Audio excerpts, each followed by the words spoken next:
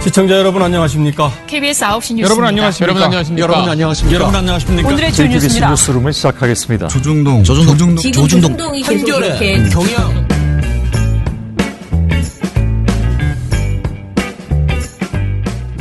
민원연의 미디어 탈곡기 662화를 시작하겠습니다. 예, 안녕하세요. 저는 언론 권력을 감시하는 시민단체 민주언론시민연합에서 사무처장으로 일하는 김원경입니다. 네, 방송 모니터 담당 활동가 조선입니다. 이자율입니다. 예, 저는 어제 너무너무 바쁘게 하루를 보냈습니다. 어제 저희 이렇게 방송도 하고, 모니터도 좀 나름 보고, 그리고 나서, 창원에 다녀왔습니다. 갔다가 밤에 강의 끝나고 돌아오니까 집에 오니까 1시더라고요. 그게 이제 그제죠. 네. 저희는 녹음을 지금 그러네요. 하고 있어가지고 네. 네. 저희가 그러네요. 또 하루 앞당겨 녹음을 예, 하고 왜냐면은 있습니다. 제가 또 내일 또 바쁩니다. 금요일 날 하루 종일 아침부터 쭉 바쁩니다. 네. 그래서 거의 방송할 시간이 없어서요. 오늘 미리 다 해놓고 있는데요.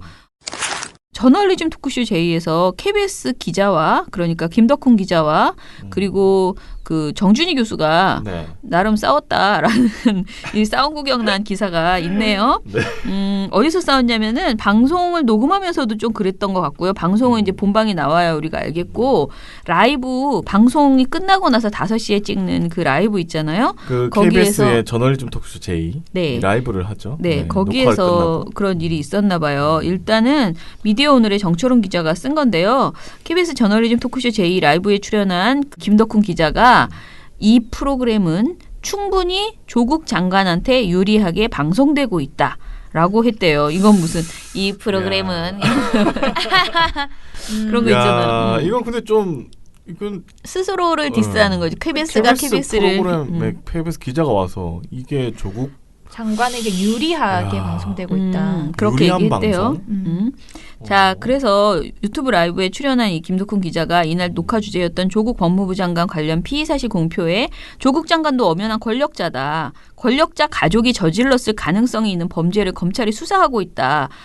그런데 관련자들 취재를 병행해서 검찰이 줬을 수도 있는 일부 소스와 관련 사실관계를 맞춰가는 과정이다라고 했고 권력자에 대한 의혹 제기를 푼다는 점에서는 이것도 피의 사실 공표가 알 권리를 충족시킬 가능성이 높다라고 말했습니다. 그러니까 피의 사실 공표라는 그 잘못보다는 알 권리 충족이라는 가치가 더 클 때 우리가 피의 사실 공표 원래 하면 안 되지만 알 권리가 너무나 중요한 가치일 때 그런 주제일 때 정말 공익적인 목적이 높을 때 이것을 충족시킨다라고 생각할 때는 피의 사실 공표가 이렇게 괜찮은 것으로 용인되잖아요, 우리 사회에서. 그것을 봤을 때 조국 관련된 보도에서도 피의 사실 공표 문제가 없다. 알 권리 충족이 더 중요하다라고 그러니까 뭐 얘기한 거죠. 사실 뭐 피의 사실 공표라고 하지만 검찰이 수사한 거 흘려서 주는 거 받아쓰기잖아요, 결국. 예, 뭐 그러니까 어려운 말로 그쵸? 하면 그렇다는 거지. 피의 사실 공표라고 하면 좀 뭔가 합리적인 보이는. 뭔가 행동 같고.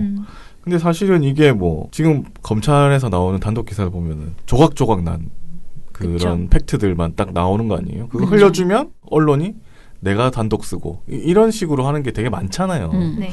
그런데 이제 반론권이 제대로 반영되고 있느냐라는 지적을 했더니 김 기자가 이렇게 말했대요. 정 교수에게 연락을 했는데 일방적으로 이루어지는 언론 보도에 하실 말씀 충분히 하실 수 있게끔 해드리겠다 했더니 응하지 않으셨다라고 답했다고 합니다. 그러자 김유정 강남대 교수가 신뢰도의 문제라고 보여진다라고 했더니 김 기자가 왜요? 라고 반문했고 이 프로그램은 충분히 조국 장관한테 유리하게 방송되고 있는데 라고 말했다고 합니다. 여기서 그 제목이 나온 거군요. 아까 말했던 유리한 방송이라는 말이. 네.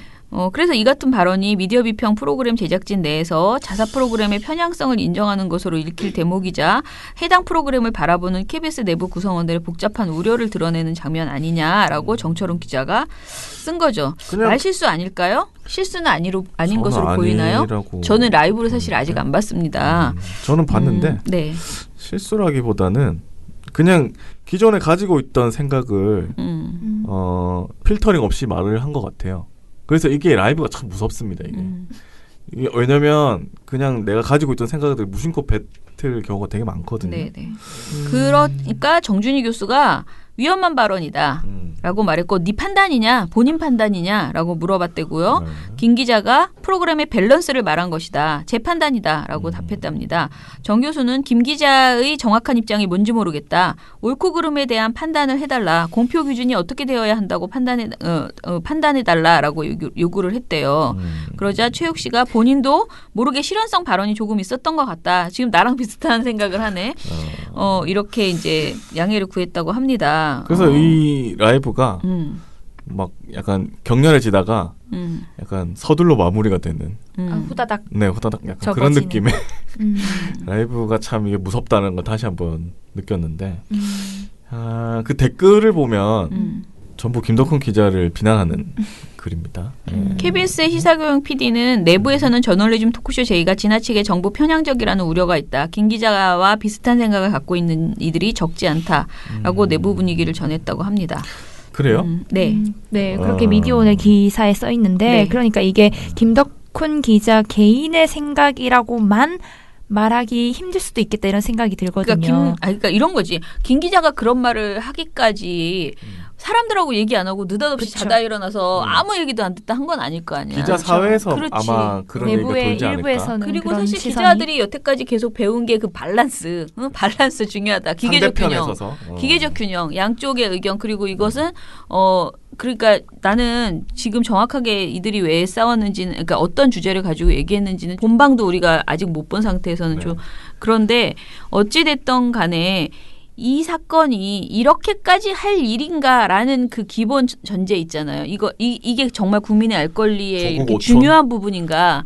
오촌조카? 라는 오촌조카건 뭐 이거 뭐 상장? 그런 상장이건 표창장? 간에 그걸 계속 얘기를 하고 있는 것인데 기자들은 이것도 똑같이 중요하다. 뭐 김학의의 그런 성접대나 이런 수준으로 다 중요하다라고 그렇죠. 보는 거잖아요. 양승태의 무슨 사법농단? 그러니까 그렇게 모든 것이 다 똑같이 중요하고 그러니까 뭐 정말 사돈의 팔종까지도 다 깨끗해야 되고 모든 문제가 다 클리어해야지만 장관이 될 수 있다라고 지금 이 사람들이 그런 걸로 생각하고. 가고 있잖아요. 지금 어찌됐든 겉으로는 기자들의 왜 어떤 그렇게 그 생각하지? 스탠스는 그런데 그거를 이제 정 교수는 지적을 한 거죠. 그쵸. 이렇게까지 국민의 알 권리가 포괄적으로 많은 부분에 적용되면서 모든 이런 피의 사실이 다 이렇게 유출되는 게 맞느냐. 아니, 나는 조국 오촌이 무슨 어디에 뭐 투자라고 뭐 이런 관심이 없어요. 알 권리로 포장한 거 아닌가? 언론이. 나는 그 생각이 들어요. 뭐만 하면 하지 말라고 하면 야 이거 알 권리야. 이러면서 막 이렇게 얘기하잖아요. 온갖 얘기 많이 하잖아요. 그래서 알 권리는 약간 허울 좋은 그냥 뭐 제목으로만 그냥 알 권리 이렇게 하고 자기들이 그냥 기사 쓰기 쉽고 쓰고 싶은 권리 아닐까? 아니 그러니까 뭐 단독 받아 쓰고 뭐 이런 거 하려고 그런 거 아닐까라는 생각이 들 정도로 요새 진짜 보도가 이상하잖아요. 자, 아무튼 저널리즘 토크쇼 제의는요. 보고 나서 얘기하고요. 저는 늘 하는 말 그 밸런스 찾는 그거는 사실은 공정함이 아니고 실체적인 진실을 알리는 내용이 아니다라는 것을 다시 한번 말씀을 드리고요. 근데 저희가 돌마고 했지 않습니까? 네.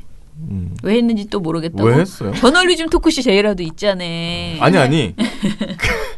그러니까 그 전에 우리 돌마고 할 때 기자도 얼마나 반성 많이 하고 안 했어요. 그때도 제가 안 했어요? 제가 그때도 지금도 전 대놓고 얘기하는데요. 저희가 그때 강하게 요구한 것은 청사진을 보여달라. 당신들이 복직이 됐을 때 여러분 우리 계속 욕먹었잖아요. 민원연도 욕먹었잖아요. 쟤네들을 왜 우리가 그렇죠. 정상화시켜줘야 되느냐. 왜 우리가 추워 죽겠는데 길거리에 나가서 집회를 해야 되느냐라고 덥고 춥고 시민들이 거의 우리한테 화를 냈어요. 민원연한테. 맞아요. 근데 제가 KBS와 MBC는 잘할 거다. 잘하고 싶어 하고 지금 더 이상 늦춰지면은 완전히 DNA가 망가지기 때문에 망가지기 전에 지금도 너무 늦었다. 그러니 빨리 정상화시켜달라라고 했고요. 그런데 그와 동시에 KBS, MBC 노조 그때 같이 이제 하던 분들한테 뭘 요구했냐면은 청사진을 보여달라. 당신들이 복직이 됐을 때 다시 들어갔을 복직이라기보다는 아무튼 어찌 됐던 간에 그때 막 파업하고 그랬을 때 어떻게 하겠다는 건지 무엇을 만들겠다 이런 선언을 해달라 그리고 반성도 해달라라고 했는데 양사 모두 제대로 된 그 작업이 안 이루어졌고 저희가 말한 건 할 일이 없지 않냐 파업하느라 다 놀고 있고 그러지 않아. 그러니까 파업을 하면 사실 일을 안 하기 때문에 그냥 회사를 안 나오거나 이렇게 어슬렁 할 수밖에 없거든요. 그 시간에 모여서 그 토론을 해라. 우리 나중에 이 문제가 해결되면 우리 이런 방송 하자라는 기자들끼리의 토론, PD들끼리의 토론 이런 것들이 막 산발적으로 이루어지면서 거기서 합의를 하고 결의를 해야 된다. 그 작업을 하셔야 된다라고 얘기했는데 그걸 별로 못했어요. 제가 보기에는. 크게 나아진 건 네, 크게 없었다. 나아진 게 없고요. 우리한테 약속한 것도 별로 없고요. 제가 보기에 그나마 약속한 것이라고는 세월호 유가족들한테 가서 양사 모두 무릎 꿇고 빌었죠. 그리고 그것에 대해서는 반성을 했죠. 그렇죠. 그것 말고는 저는 사실은 완전히 우리가 어떠한 방송을 하겠다라고 한 것은 없고 오히려 이용마 기자가 복직했을 때 말했잖아요. 국민들이 왜 그렇게 했는지 뭐 소수자를 위한 방송을 해달라. 뭐 그런 방송 하고 싶다 내가 그런 말을 했잖아요. 그런 정도의 것이지 당사자 집단에서 약속을 하면서 우리 정상화 시켜주시면 이런 방송하겠습니다라고 제 기억에 인상적으로 남는 내용은 사실 없어요. 그래서 그 부분이 좀 우리도 실수였다라는 생각이 듭니다. 그러니까 우리가 일을 잘 되게 하는 방향에서 그냥 협조만 했지 이게 밀당이 있었어야 되는데 그 부분에 있어서는 조금 더 유감을 더 많이 표할 걸이라는 고민이 좀 들더라고요. 왜냐하면 그게 꼭 약속을 뭐 지장 찍어 뭐 각 썼어 이게 아니고요. 그런 토론이 벌어지면서 자기들 문화가 좀 정리가 되는 거거든요. 뜨겁게 그렇게 막 거리에서 그때 마지막에 KBS는 하도 해결이 안 되니까 그 광화문에서 막 이렇게 천막 치고 연설 그 필리버스터처럼 막 돌아가면서 막 연설하고 맞아요. 그랬잖아요. 근데 그렇게 할 때 그런 어떤 쇼 위주로 하지 말고 그냥 따뜻한 데 가서 자기들끼리 회의 진지하게 하면서 우리 왜 파업하지? 우리 지금 파업이 끝나면 뭘 하고 싶은 거지? 국민들에게 어떤 방송 보여줄 거지? 이런 합의, 공정성이란 무엇이지? 이런 얘기들을 했어야 되는데 적폐 몰아내는 것만 막 신경을 그냥 써가지고. 사장만 바뀌는 거지 내용에 있어서의 고민이 좀 덜했다라는 부분은 굉장히 아쉽다라는 근데 생각이 진짜 이럴 거면 돌마고 왜 하셨는지 저는 물어보고 싶어요. 나는 김덕훈 기자 이야기 듣고 그럼 옛날에도 이렇게 했고 그럼 지금도 이렇게 하고 근데 왜 문제냐 이런 식으로 얘기를 하는 거예요. 야 이게 희망이 있나 라는 생각이 들었습니다.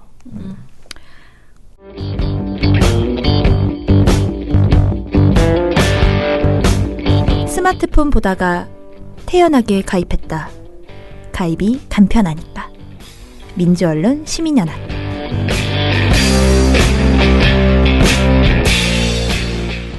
그래요. 아무튼 간에 방송을 합시다. 네.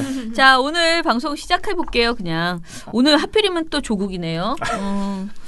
우리도 안 나오는데 뭐 언제 그만할 수 있죠? 언론에서 안 나와야 그러니까 안 하지 뭐. 그렇죠. 자, 이 내용은 우리가 나름대로 짱구를 굴려가지고 뭘 하면 좋을까? 왜냐면 이제 조국은 너무 할 게 많아서요. 뭐 이렇게 포인트를 잡지 않으면은 진짜. 끝이 안 나요 이게. 진짜 너무 공감합니다. 진짜 네. 매일매일 보는 사람으로서 진짜 너무. 근데 진짜 네. 안 쓸 수가 없는 게 그죠. 이것만 하니까 안 쓸 순 없고 네. 그럼 뭘 쓰지? 네. 이렇게 생각을 근데 하다가 뭘 쓰지 하는데 그러니까 사람이라는 게 원래 너무 공부가 많으면 공부해야 될 게 너무 많으면 포기를 하거든. 그렇지 않아요? 그래서 안 하고 싶어. 좁혀줘야 돼. 요것만 해, 요것만 봐. 그러면 또 그거 그사닥 써 또. 그런데 그냥 막연하게 기다리면 못 쓰는 거야. 너무 심란하거든요. 그렇죠. 이거는 제가 보기에 나중에 지금 많은 사람들이 그 얘기하죠. 이 조국 이 시기가 지나간 다음에 이 언론에 대해서 연구해야 된다. 이 언론 보도 전수를 우리가 조사하고 그 어떻게 해서든 코딩화해서 보도가 어떠했던가를 수치로 양적으로 드러내는 작업이 필요해요. 논두렁 때 이걸 했었어야 되는데.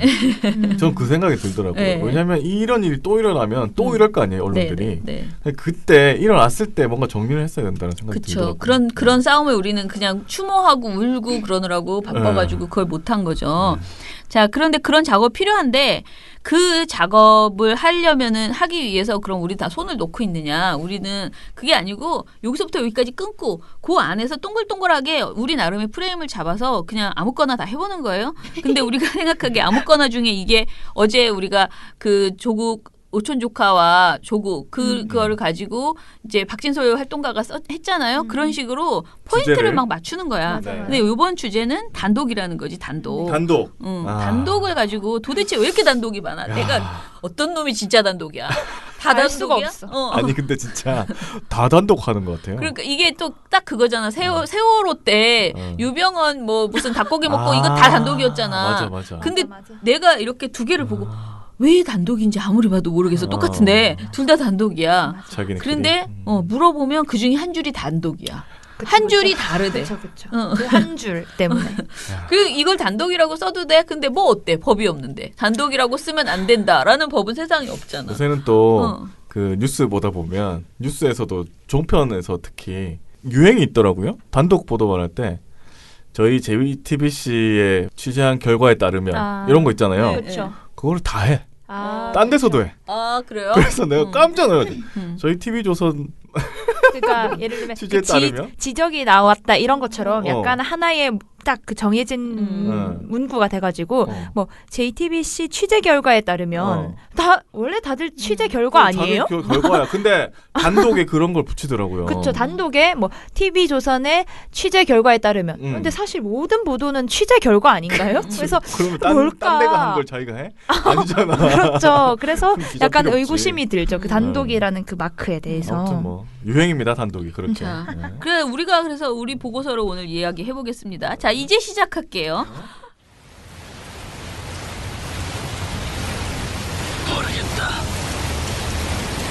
민원년 신문방송 모니터. 밥은 먹고 다니냐? 특집. 밥은 먹고 다니냐?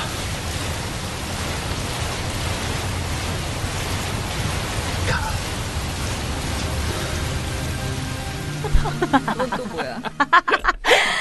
이거는 이제 이 PD님이 네. 그 아이디어를 주셨는데요. 또 최근에 그 화성 그 연쇄 살인 사건의 네. 그 용의자가 잡히면서 살인의 추억 영화가 또 다시 재조명되고 있잖아요. 네. 네. 거기에 나왔던 명대사기도 하고요. 네. 또 사실 제가 생각했을 때 단독이라는 건 다른 매체에서 볼 수 없는 우리 매체가 특별하게 취재한 그렇지. 그런 거란 말이죠. 되게 우리만, 나오기 어려워요. 단독 나만 사실은. 한 거. 나만 한 거.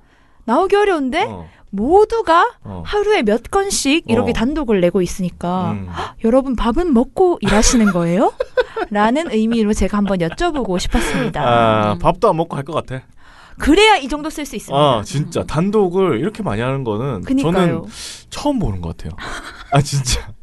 처음은 매- 아니라니까 세월호 때 이 정도 나왔어요. 진짜요? 많이 나왔어. 근데 세월호 보도는 이거보다 양이 적죠. 그러니까 그때 양도 적었다니까요. 적고 세월호의 경우에는 지금은 사실 다 단독이에요. 네, 네네네. 정말 진짜. 매일 매일매일 모든 매체가 단독이 없는 날이 없는 것 같아요. 네, 맞아요. 그래서 정말 밥은 먹고 다니시나요? 밥은 먹고 일을 하셔야 네, 됩니다. 그래서 이제 네. 저희가 단독 보도만 모아서 조금 분석을 해본 게 이번 보고서인데요. 네네. 진짜 생각을 해보시면 지난달 9일에 지명이 됐어요. 그쵸. 그런데 조국 네, 장관 지금- 후보자로. 네, 오늘은 9월 19일. 그러니까 이게 보도가 되면 20일이죠.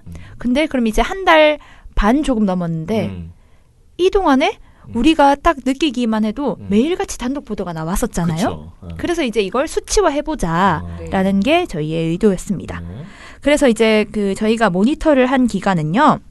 지난달 8월 1일부터 왜냐하면 그때 당시에 그러니까 지명이 된다 아니다부터 막 말이 많았어가지고 그 8월 1일부터 임명이 된 9월 9일까지 그러니까 한 달 조금 넘어서 이제 모니터를 해봤는데요.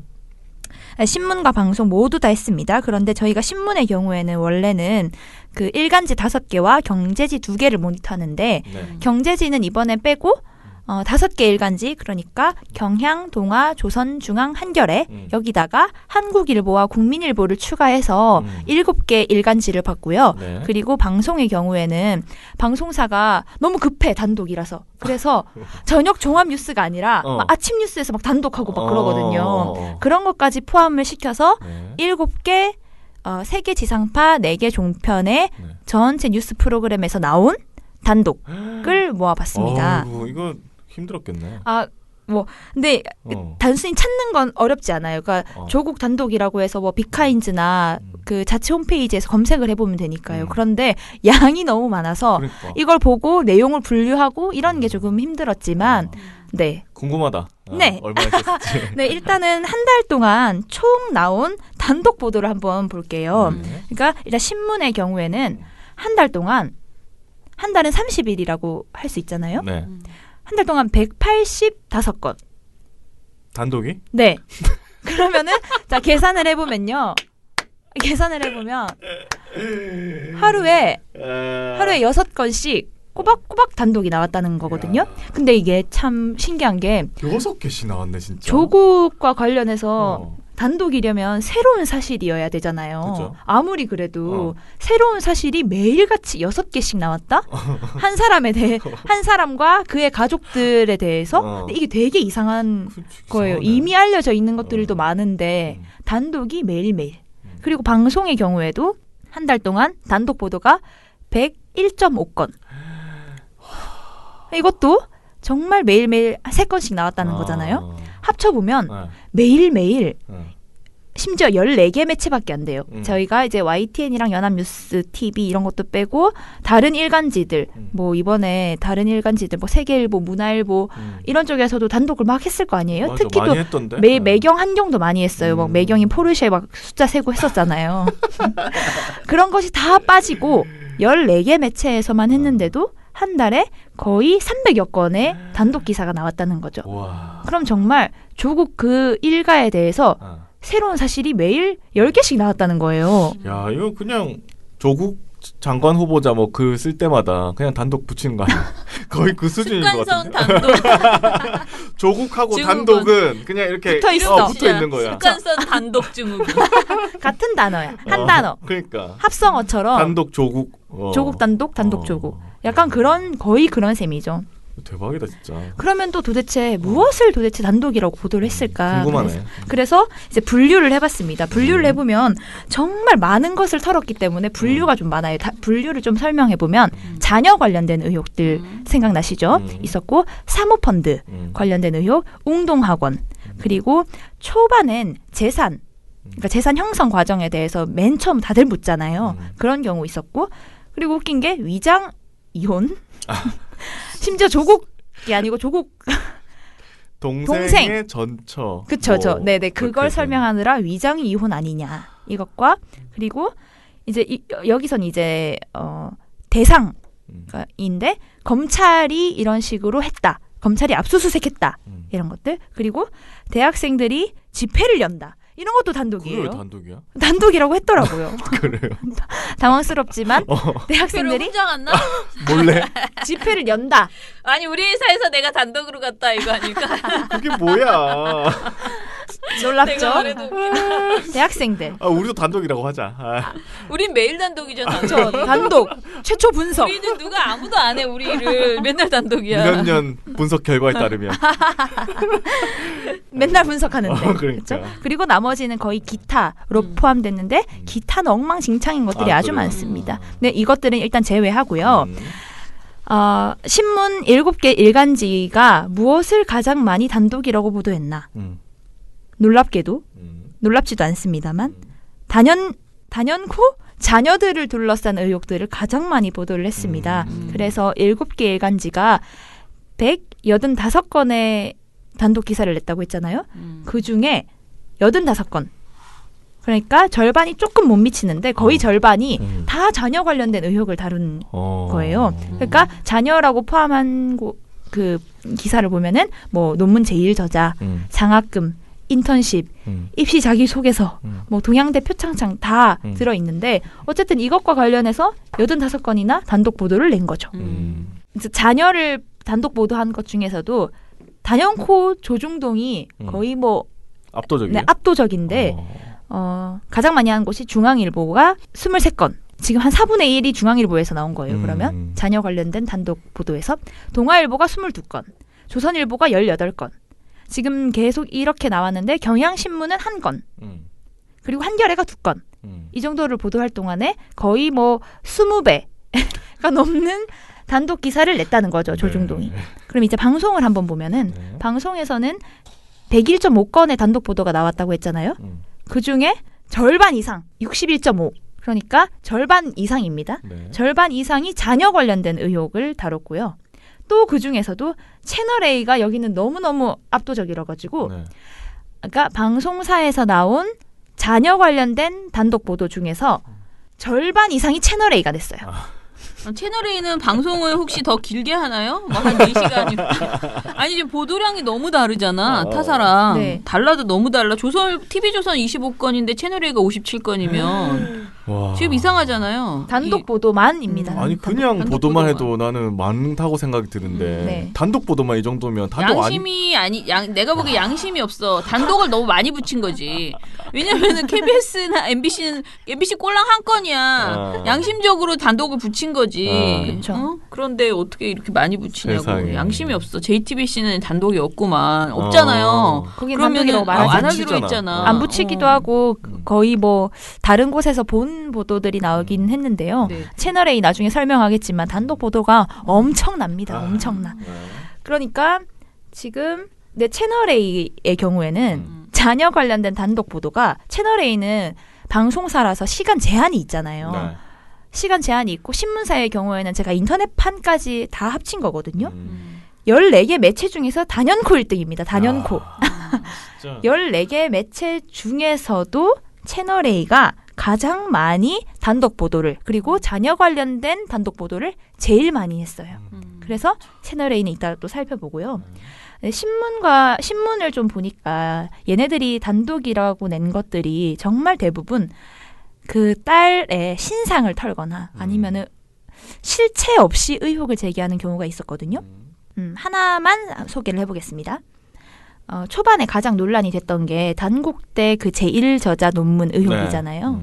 근데 거기서 동아일보의 기사를 하나 소개하려고 했는데 단독 딸 외고 유학반에 아버지 모임 논문 교수 조국 한두 번 봤다. 뭐야? 내용을 설명하자면 이런 거예요. 그 자녀분이 다닌 외고에 유학반이 있는데 뭐 유학반 무슨 반 있을 거 아니에요. 그런데 거기에 그 학부모 모임이 있었다는 거죠. 유학반의 아버지 모임. 그쵸. 그 아버지들이 모이는 모임이 있었는데 이 동아일보가 그 단국대 교수한테 찾아가가지고 조국 한 번도 안 봤습니까? 뭐 이렇게 물었겠죠. 그런데 단국대 교수가 고민해보니까 생각해보니까 그 학부모 모임이 있다. 그 외고에는. 그래서 조국을 한두 번 보지 않았을까?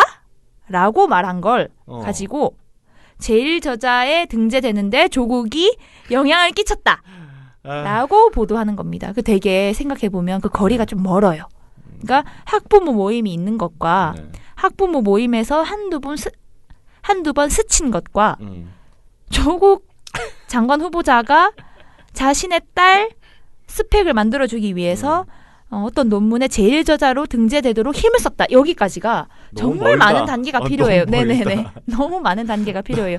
그래서 제가 만약에 이 기사를 쓴다면 스모킹 건으로 나올 수 있는 게 뭐 조국 장관이 그 교수에게 뭐 촌지를 건넸다거나 아니면은 뭐 문자 메시지를 넣었다거나 아니면 무슨 압력을 넣었다거나 뭐 좀 잘해주십사 뭐 부탁을 네네. 했다거나 네 그런 부탁을 대화를 했다거나 네 그랬다거나 뭔가 그런 게 나와야 되잖아요. 그거 없지. 당연히 없죠. 없으니까 그렇게 썼겠지. 없으니까 그걸 없이 이렇게 썼겠죠. 근데 이런 단독이 너무 많았다는 거죠.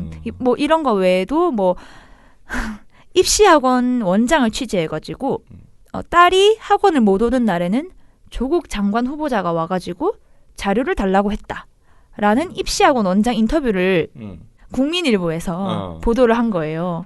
근데 이게 그러니까 엄청 단독이긴 한데 단독이기는 다 단독이긴 왜 한데 아무도 안 하니까 진정성을 좀 믿어줘. 시시껄렁한 단독이라는 그게 문제겠지. 진짜 전혀 아무런 네 아니 그 아버지가 그거를 자녀의 입시를 챙길 수도 있잖아요. 아니, 근데 아니 그러니까 입시 우리 그거랑- 딸이 그거랑 법무부 장관 되는 건 무슨 상관이야? 기본적으로는 상관이 없어요. 기본적으로 상관이 없습니다. 이런 게 단독이라면서 실체 없는 의혹을 막 제기하면서 나온 것들이고요. 그 외에도 신상 털기식 다들 기억하시는 빠른 91년생 조국 딸 의전원 지원한 해에 주민번호를 바꿔서 생년월일 7개월 늦춰. 이건 조선일보의 단독 보도였습니다. 아 그래요? 네. 그리고 한국일보에서도 이런 단독이 나왔는데요. 조국 딸의 의전원 지원 자소서 대부분 허위 사실. 아니 자소서와 관련해서는 난 진짜 이해를 못하겠는 게 자소서에 물론 저는 안 했습니다만은 사무처장님이 앞에 계시기 때문에 근데 약간 좀 그런 느낌이 있어요. 그러니까 예를 들어 봉사 활동을 했다고 하더라도 좀 주도적으로 했다고 해야 나를 좀 더 봐주고 나를 뽑아주고 하는데 아무리 내가 봉사활동에서 진짜 미미한 역할을 했다고 하더라도 주도적인 역할을 한 걸 포커스에 맞춰서 쓸 수 있잖아요. 그쵸. 전 그렇게 생각하거든요. 근데 그렇게 안 하면 안 뽑아주는데 이 사회가 자소설이라는 얘기도 있잖아요. 그렇게 썼어요. 한국일보가 조국 딸의 자기소개서가 자소설이다. 아 진짜로? 네. 근데 아니 다 아니, 근데 그렇게 그러면은 치면 조선이의 자기소개서도 자소설이고. 다 자소설이야 사실. 그럼요. 그래서 이게 말이 이게 자기소개서를 분석한 기사였거든요. 왜 이걸 분석하고 있는지, 이걸 분석한다고 해서 조국 후보자가 법무부 장관이 된다 만다에 어느 정도의 영향력을 끼칠 수 있는가. 정말 이걸 너무 묻고 싶었어요. 근데 이게 그냥 기사도 아니고 단독이라는 딱지를 붙여서 나온 기사였다는 거죠. 언론사 기자들 자소서 한번 보자 그래. 자기들 안 썼나? 큰일 나. 그러면은 취소돼요, 입사. 제 주변 친구들이 생각이 나네요. 네. 아니 이걸로 트집 따는 건 사실 말도 안 돼. 네. 이거 너무 트집 잡기 이거는 식이고 진짜 말도 안 돼. 이런 거에 단독을 붙인다는 게 약간 너무 남발하고 있다라는 생각이죠. 그리고 또 그 중에서 단독을 제일 많이 보도했다는 채널A. 채널A 단독이 또 뭐가 있었는지 좀 살펴보면 정말 단독 퍼레이드예요. 정말 특정할 수는 없지만 진짜 하루를 딱 보면은 톱 보도부터 한 10개까지 다 단독인 날도 있거든요. 참. 진짜 말도 못합니다. 뉴스 제목을 단독 뉴스라고. 채널 A의 단독 뉴스. 아니 단독입니다. 제목을. 네, 그러니까 무슨 단독 보도를 했는지 좀 살펴보자고 하면은, 근데 이게 그러니까 특혜 의혹인 거잖아요. 지금까지 나오는 것들이. 그러니까 특혜를 받았니 아니니 딸이. 그런데 특혜 의혹이라고 보기도 힘든 이상한 단독 기사들이 진짜 많았는데요. 채널 A에 사례를 살펴보자면 아마 소개가 이미 됐겠지만 그 의전원 소개서가 인터넷 사이트에서 5만 원에 팔리고 있다. 자소서. 네. 이게 채널 A 발 단독 보도였고요. 그 외에 이런 제목입니다. 조국 아들 후기 올린 58살 여성 가르라는 제목의 보도인데요. 이게 무슨 내용이냐면 조국 장관의 아들이 있잖아요. 그 아들이 자기 그 어머니가 연 동양대 인문학 강좌를 들었었어요. 네. 그리고 그걸 인터넷에 후기를 썼는데 그 후기를 쓴 작성자의 아이디가 가르이고 이거 해야 돼요 이거. 이거 단독입니다. 단독. 우리 녹음해야 돼 이거.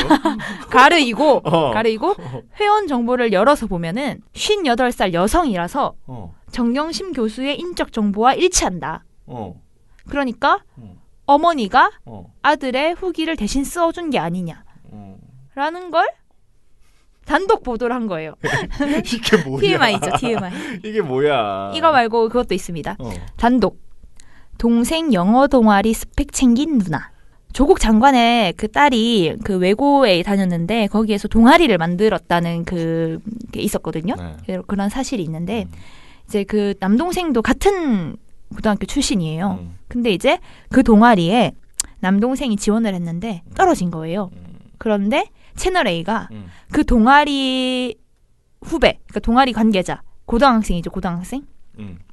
걔를 취재해서 단독으로 취재해서 그 남동생이 붙었어요. 한 번 떨어졌는데 붙었거든요. 근데 여기에 누나가 개입한 게 아니냐. 동아리에.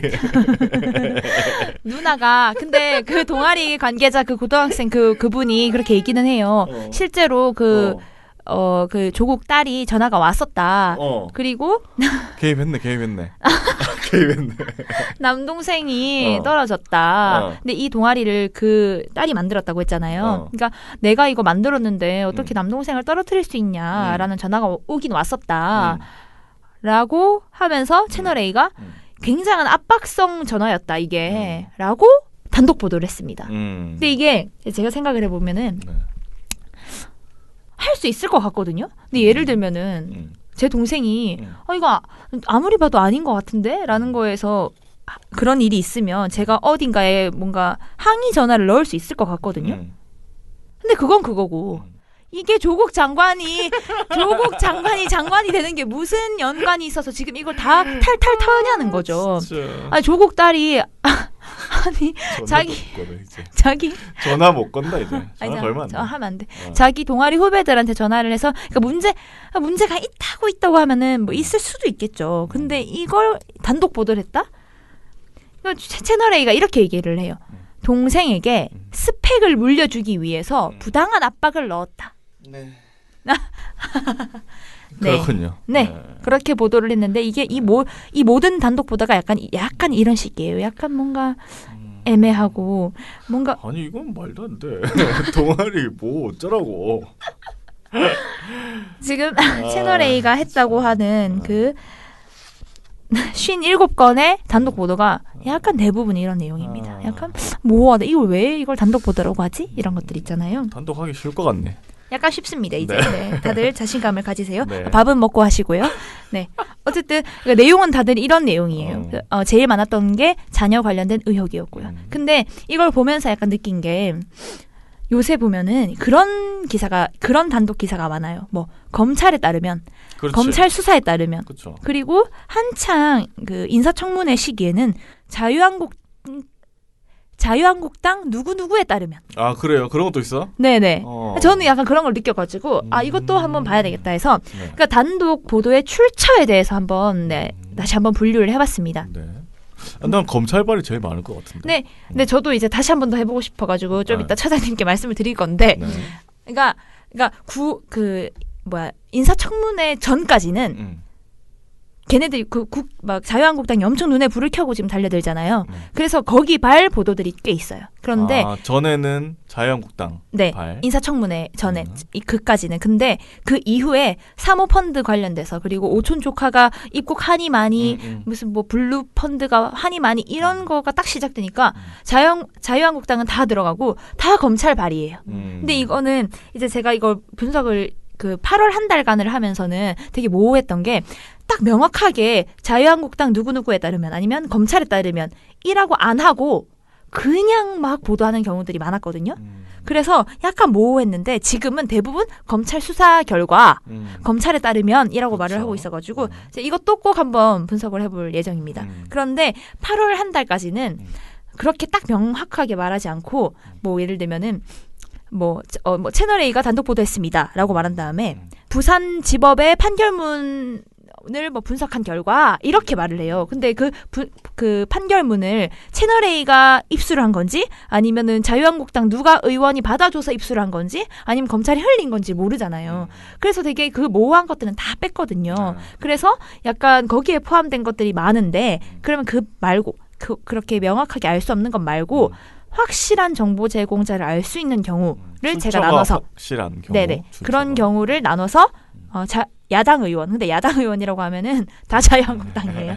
그러니까 자유한국당 검찰 그리고 최성해 총장이 뭐 2번 전화를 했니 한 번 전화를 했니 계속 말이 유시민이 바뀌고. 전화를 했니 이러면서 단독 보도가 또 엄청 많았거든요. 그래서 그 최성해 총장 그리고 그분 생각하면 계속 프로필에서 하나씩 지워지고 있어가지고 이러다가 없어지겠어. 사람이 지워지지 않나 싶은데. 그러니까요. 그거랑 이제 인터넷 커뮤니티 이렇게 네 개로 분류를 해가지고 단독 보도의 출처가 어디였는지를 제가 봤습니다. 그런데 신문 7개 종합 일간지의 단독 기사의 출처를 보면 그 총 단독이 185건. 네. 이라고 했잖아요. 신문. 네, 신문. 그 중에 절반이 대부분 자체 취재인 것 같거나 아니면 알 수 없었는데 나머지 절반의 50%는 그러니까 명확하게 정보 제공자를 알 수 있는 보도의 절반은 자유한국당 발 보도였어요. 그러니까 자유한국당 어떤 의원실의 자료를 받아서 단독 기사라고 낸 거죠. 근데 이건 단독이 아니라 단독 자유한국당 받아쓰기? 기사인데? 그쵸. 자유한국당이 쓴 기사죠, 거의. 근데 자유한국당이 못 쓰니까 기자를 대신 내세워서 쓰게 하는 약간 그런 식이었는데, 그러니까 자유한국당 발 단독 보도가 44건이었습니다. 7개 일간지에서.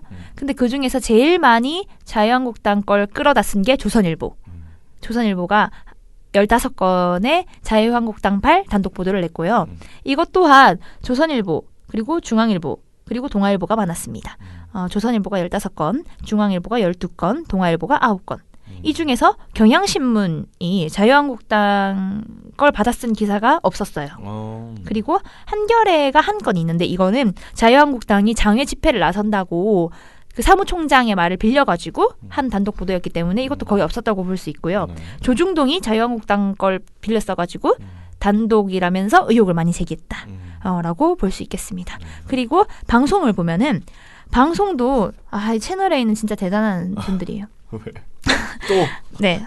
또 채널 A가 약간 이런 건데 근데 이제 그 방송은 또 특이하게 검찰발 단독 보도가 많았어요. 그래서 그 절반 정도 자체 취재이거나 알 수 없는 것들을 빼고 나머지 절반 중에서는 검찰발 보도가 22건의 단독 보도가 나왔습니다. 근데 이런 건 대부분 압수수색에 들어간다. 압수수색을 하고 나서 뭐 소환 조사를 할 예정이다. 이런 것들을 다 단독이라고 갖다 쓴 거예요. 이것도 단독이 아니라 그냥 단독 검찰이 말해주잖아요. 우리 언제 갈 거야? 이번에 막 대동해서 가잖아요. 그치. 기자들. 거기 있는 기자들 다 아는 사실을 단독 보도라고 하면서 낸 거예요. 왜 단독이라고 하지? 그거? 나 그렇게 해야 되니까. 단독이라니까 그런 질문 하지 마 이제. 단독이라니까. 그렇죠. 이유는 없어요. 그래서 검찰발 단독 보도를 제일 많이 받았은 곳이 또 채널 A였고 그 다음이 TV조선이었습니다. 그래서 이건 이거 TV조선하고 채널 A가 채널 A 한 결과인데 좀 놀라운 게 이제 신문에서는 자유한국당을 방송에서는 검찰을 가지고 많이 썼더라라는 걸 알 수 있었다는 거죠. 그리고 또 이제 제가 또 궁금해가지고 자유한국당 발 기사가 많았거든요. 네. 가장 많았어요. 그러니까 신문, 방송 둘 다 통틀면 총 54건의 단독 보도가 자유한국당에서 나왔거든요. 그러니까 제가 말했던 게 다 다른 내용이에요? 다 조금씩 달라요. 조금씩 뭐 조금씩. 근데 이제 단독 보도가 총 300여 건이라고 했잖아요. 근데 그 중에 60건 그러니까 20%는 다 자유한국당이 써준 거예요, 사실은. 이 내용이 도대체 무엇이었나 제가 또 궁금해서 약간 분류를 해봤는데 자유한국당도 관심을 자녀 관련 의혹에 다 쏟았습니다. 그러다 보니까 신문에서 방송에서도 다 자녀를 선후 관계는 모르겠지만 어쨌든 자유한국당도 자녀 관련된 단독 보도를 많이 제공했고요. 그 중에서도 곽상도 의원이 이분 또 네, 대단하신 분. 이분이 총 11건의 단독 보도를 제공했습니다. 그리고 그 다음으로는 주광덕 의원. 주광덕 의원이 그 생기부 막 유출하고 그분이거든요. 그분이 3건, 자유한국당의 최연혜 의원이 3건 이렇게 단독을 흘려줬습니다. 그래서 그러면 곽상도 의원이 준 그 11건의 단독 보도 내용이 뭐냐라고 보면 이것도 가관인데 그냥 내용만 간단히 설명을 드릴게요. 동아일보에 제공했던 단독 내용은 조국 후보자가 방학 중인데 그래서 강의를 안 하는데도 한 달 월급을 받았다. 이게 동아일보의 단독이고 곽상도 의원이 흘려준 내용이었고요. 그리고 조선일보 후보자의 딸이 서울대 환경대학원에 입학해서 2학기 연속 전액 장학금을 받았는데 부산대 의전원 합격 다음 날 학교를 그만둬서 먹튀를 했다. 이것도 조선일보가 썼지만 곽상도 의원이 흘려준 내용. 그리고 한국일보의 이 기사가 되게 문제가 많이 됐었는데 후보자의 딸이 의전원에 진학한 뒤 2차례 낙제를 하고도 3년간 장학금을 받았다. 이것이 곽상도 의원이 흘려준 단독 기사였다. 네, 이렇게 정리를 할 수 있겠습니다. 네. 아니 월급 받은 거는 그냥 받는 거잖아 원래. 그 다 단독이야. 조선이가 한 달 동안 월급을 받았다. 우리도 단독하자. 단독으로 혹시 돈을 더 주나? 단독이라고 쓰면 그런 인센티브 같은 것들. 도대체 왜 그랬을까요? 기자들이. 네. 단독이라면 뭔가 이 상황에서 우리가 좀 더 취재를 잘했다. 그런 느낌이 이런 드나? 아니면 뭐 약간 클릭을 더 많이 하게 유도할 수도 있고요. 클릭 유도는 되겠네요. 무조건 클릭 유도는 약간 1차적인 당연한 그런 이유라고 하면은 기자들이 눈에 불을 켜고 클릭수 장사에 매진하지는 않을 수 있잖아요. 그러면 그 사람들은 왜 그런 취재를 하고 있는가? 왜 자기소개서를 막 분석해가면서 이건 뻥튀기고 이건 허위사실이라고 하고 있는가? 약간 쓸 게 없어서 그래. 안 쓰면 되잖아요. 안 쓰면 안 되니까. 왜죠? 야 써 이랬는데 뭐라도 써 이랬는데 없는데요. 아니 없으면 안 써야지. 그러니까 저희 같은 모니터하는 사람들이 진짜 죽을 맛이라는 거예요. 진짜 저는 다른 것도 한번 쓰고 싶거든요. 이 사이에 조국 동안에 다른 이슈가 있을 수 있잖아요. 근데 저도 다른 거 하고 싶어요. 저 다른 거 하고 싶어요. 근데 조국밖에 없어서 녹음 편집하는 거 너무 힘들어. 조금 너무 많이 들어. 근데 진짜 왜 이렇게 쓸까 좀 궁금하네. 누구한테 물어볼까? 단독을 해야 사람들이 누르니까. 진짜 그게 제일 1번입니까? 근데 기자들한테 묻고 싶네. 이런 단독은 왜 하는가? 그러니까요. 다 자기소개서 5만 원에 팔았다고 했는데 그거 다들 사가지고 5만 원 썼겠네. 다 썼지. 그래서 다 써가지고 그걸 또 사가지고 그걸 막 분석하고 그 하나하나의 그 스펙들이 이게 허위인지 아닌지 다 살펴보고 그럴 시간에 다른 걸 하시라고요. 다른 걸 그러니까 그런 아주 근본적으로는 그게 법무부 장관이 되는데 무슨 상관이 있나. 그리고 이걸 해서 그러면은 그 딸이 앞으로 사회에 못 나오게 하려는 속셈인가? 이분이 이제 어디다가 자기소개서를 들이밀 수 있겠어요. 지금 무슨 뭐 하도 난리를 치니까 무슨 대학도 다 취소가 아니라 취소될 것이다 막 이렇게 쓰고 있잖아요. 이것들도 다 단독 보도로 나오고 있거든요. 모니터 기간에 안 잡혀서 그렇지. 네.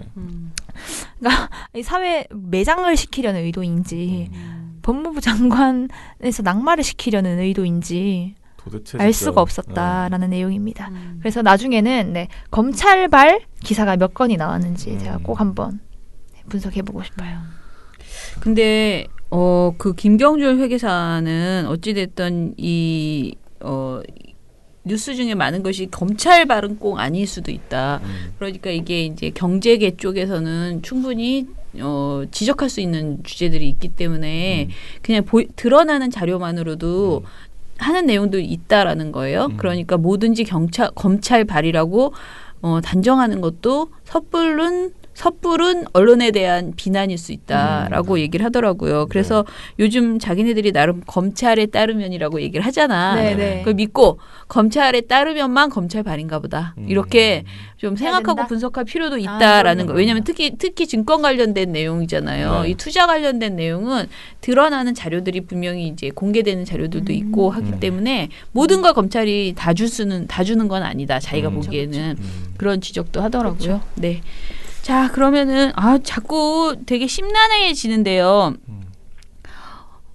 조국 장관이 뭘 정말 잘못했으면 물러날 수도 있다고 생각을 해요. 그리고 정말 잘못한 것이 드러났을 경우에 그럼에도 불구하고 확증 편향으로 아니야 나는 조국 일도 시켜야 해 하면서 헛소리를 한다면 그것도 정말 문제라고 생각하거든요. 그렇죠. 아니 뭐 진짜 잘못했으면 뭐 자기 민정수석 기간에 네네. 뭔가 잘못하고 그게 밝혀져가지고 뭐 결과가 나면 물러나야죠 뭐. 그러니까요. 그렇죠. 그리고 특히 이 투자와 관련해서 이제 민정수석 기간에 있었던 일이기 때문에 그게 이제 더 예민한 저는 오히려 처음부터 만약에 이 사모펀드 관련한 민정수석 기간에 있었다. 그런 거를 가지고 처음부터 문제 제기를 했다라면은 지금 오히려 언론이 힘을 받았을 수도 있다고 생각을 해요. 근데 너무 시시껄렁한 걸로 막 이렇게 휘저어 나가지고 그러다가 이제 사모펀드가 나오는 바람에 더더욱이 사람들이 뭐라고 말을 해도 안 믿어주는 약간 늑대가 나타났다 양치기 그런 느낌에 지금 휩싸여 버렸거든요. 그거는 저는 언론 탓이. 그러니까요. 그쵸. 네. 자기네들 그냥 쉬운 거 그냥 보고 요거 하면 되겠네. 바로 눈에 딱 보이니까 바로 그거부터 한 거잖아요.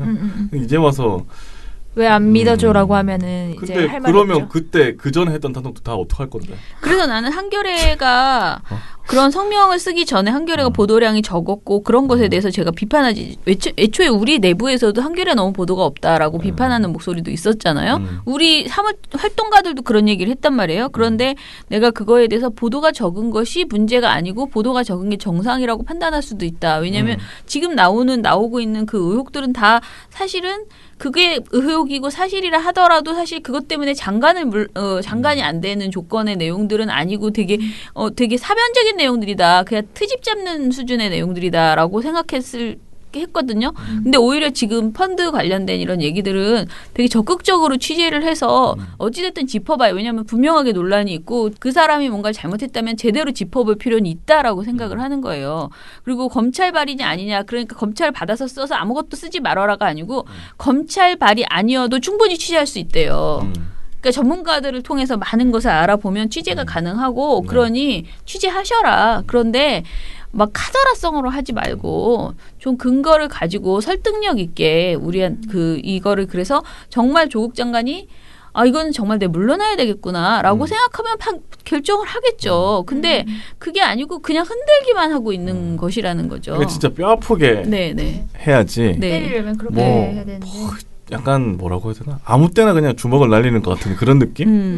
아무데나 일단 어디를 쳐야 아픈지 모르니까 그냥 어디가 뼈인지 몰라가지고 그냥 그런 거. 계속 치고 있는. 근데 그 검찰발 이 기사에서 이제 어제 그 저녁 종합 뉴스를 보면서 이제 본 건데 JTBC가 단독이라고 붙이진 않지만 그 안에 내부에서 그 뭐 JTBC 취재 결과에 따르면이라고 말을 해가지고 제가 모아놨는데 얘네들이 무슨 그 코링크 설립 초기에 정경심 교수가 직접 투자하겠다는 의향을 밝힌 그러니까 이게 사모펀드이기 때문에 몰라야 되는데 그 투자처를 그러니까 미리 저 회사가 있는 걸 이미 알았다는 그 문건을 보도를 했거든요. 네. 근데 이게 보도를 한 게 어떻게 한 거냐면은 얘네들이 코링크 그 회사 직원들을 계속 취재하는 과정에서 그 계약서 같은 거 문건을 발견을 한 거예요. 그래서 그걸 가지고 이제 보도를 한 게 있거든요. 근데 대부분 자기가 했더라도 검찰에서 이거에 대해서 수사를 하고 있다라는 거를 검찰한테 물어보고 너네 이거 하고 있구나 이래서 인증을 받고 이게 우리가 문제 제기를 해도 되는구나라고 하고 보도를 해요 대부분. 그래서 뭐 이런 게 나오면 문건이 나왔다. 그런데 검찰이 이걸 가지고 수사를 하고 있는 것으로 확인됐다라고 하는데 JTBC는 그러지 않았어요. 그러니까 검찰한테 확인을 받는 게 아니라 우리가 진짜로 직접 취재를 해보니까 이런 문건이 발견됐고 그래서 의혹이 이렇게 있을 수도 있다라고 보도를 했거든요. 근데 약간 이런 게 진짜 단독 취재라고 할 수 있거나 아니면은 사모펀드와 관련된 의혹을 밝히는 데 있어서 언론들이 해야 할 뭔가 정도 이게 올바른 길이 아닌가 이런 생각이 들었거든요. 대부분 다 지금 나오는 단독들은 검찰 수사 결과에 따르면 총장 직인을 가지고 있었던 것으로 확인됐습니다. 뭐 이런 식이거든요. 그런데 그게 아니라 직접 발로 뛰어가지고 이런 문건 아니면 어떤 증언 같은 것들을 찾아서 밝히면 되는 거잖아요. 그렇죠. 근데 그것을 검찰한테 굳이 확인을 받지 않아도 될 만큼 자신들이 확증을 가지면 되는 문제인데 그런 확증이 덜하니까 자꾸 검찰한테 가가지고 혹시 너네 이거 가지고 있어? 너네 이거 압수수색이나 어떤 소환 조사에서 밝혀냈지? 라고 하고 검찰이 맞는 것 같은데? 라고 하면 그때 보도하는 이런 관행은 좀 문제가 있다. 그런 생각이 듭니다. 그렇죠. 자, 그러면은 아무튼 오늘 방송은 이것으로 마무리할게요. 이 방송 워낙 길어가지고요. 댓글이랑 이런 거 나중에 또 읽어드리겠습니다. 네, 민원연의 미디어 탈곡기는 내일도 열심히 전화드리겠습니다. 탈탈탈 안녕. 네, 오늘 뉴스데스크 마치겠습니다. 청년에게 시청해주신 꿈과 희망을 여러분 채널 A가 고맙습니다. 함께합니다. KBS 아홉 뉴스 오늘 순서 모두 마치겠습니다. SBS는 앞으로도 내일 끝까지 뵙겠습니다. 파헤치겠습니다. 고맙습니다. 오늘 8시 뉴스타임 모두 뉴스 여기서 마치겠습니다. 마치겠습니다. 시청해주셔서 고맙습니다. 뉴스팔 여기서 마치겠습니다. 저희들은 내일도 함께해 주십시오. 최선을 다하겠습니다. 여러분 고맙습니다. 탈탈탈 안녕.